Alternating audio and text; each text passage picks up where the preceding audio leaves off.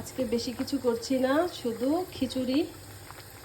গতকালকের পোলাও ছিল, পোলাও আরও কিছু পোলার চাল, ভাতের চাল দিয়ে আর মুগ ডাল মসুরি ডাল দিয়ে খিচুড়ি চড়িয়েছিলাম, হয়ে গেছে প্রায়। এখন আমি এটা বাগার দিব। পেঁয়াজ কুচি, রসুন কুচি, তারপর হচ্ছে জিরা আর হচ্ছে শুকনা মরিচ তেলে দিলাম।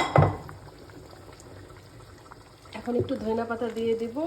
হয়ে গেল আমার দুপুরের লাঞ্চ, খিচুড়ি আর এই তো গতকালকের গরুর মাংস।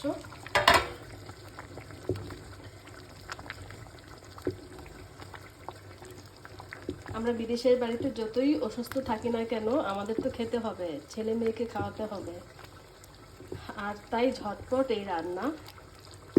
তো হয়ে গেল আমার আজকের দুপুরের লাঞ্চ।